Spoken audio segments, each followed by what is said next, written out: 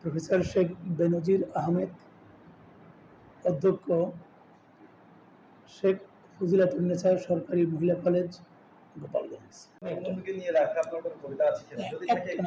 একটা না, আমার বঙ্গবন্ধুর উপরে একটা বই বেরোচ্ছে এবং অলরেডি সেটা কম্পোজ হয়ে গেছে। সেটা হচ্ছে এই সূর্যের রক্তক্ষরণ, এবং সেটা এই যে মুজিব সূর্যের রক্তক্ষরণ আমার পাণ্ডুলিপি অলরেডি তৈরি হয়ে গেছে, এবং এই সব কিছুই বঙ্গমুখা। এবং এই আছে এই কবিতাটা আছে এই গদ্য কবিতার মতন করেই লেখা।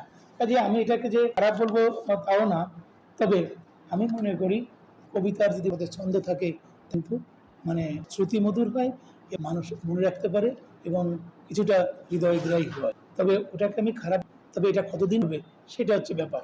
1 মিনিট একটু বলি, গান কিন্তু আমাদের মাঝে স্রোতের মতন পরে, এটা কিন্তু চলি, কিন্তু সেই পুরাতন দিনের গান, হারানো দিনের গান আজও কি অম্লান, এবং সেই রবি ঠাকুরের গান, নজরুলের গান, তাদের কবিতা, এগুলো কিন্তু সবসময় কিন্তু অমর রয়ে যাবে।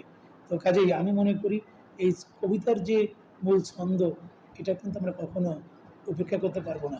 আধুনিকতা তো আজকে আছে, আবার 10 বছর পরে দেখা চলে যাচ্ছে, আবার ফিরে গেছে, হয়তো হবে। কবিরা অনেক সময় মানে দর্শন কিছুটা মনে অজান্তে বলে ফেলে, আমি যদি কবি হই তাহলে তো আমার এই দর্শনটা কেটে যেতে পারে। যাই হোক, অসংখ্য ধন্যবাদ। পরিশেষে সাহিত্য অনুরাগী যারা আছে তাদের উদ্দেশ্যে কি বলবো? তাদের উদ্দেশ্যে আমি একটা, সেটা হচ্ছে সবচেয়ে বড় থাকে যে লিখ করতে হবে। আধুনিক কবিতা আর মানে গদ্য কবিতা বা যে প্রবন্ধ লিখতে হয়, হলে তাকে মানে আগে একজন ভালো পাঠক হতে হবে। যদি সে ভালো পাঠক না হয় তাহলে সে কিন্তু ভালো লেখক হতে পারবে না।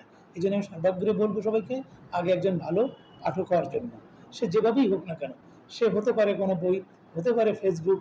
আর এখন তো আমাদের বইয়ের দ্বারস্থ হওয়া লাগে না, আমরা ইচ্ছা করলেই আমরা আমাদের ইউটিউব দিয়ে, আমাদের গুগলে, আমরা যে অনেক উন্মুক্ত লাইব্রেরি, এই গ্লোবাল যুগে আমরা এগুলো কিন্তু সহজে পাইতে পারি এবং আমরা কিন্তু পড়তে পারি।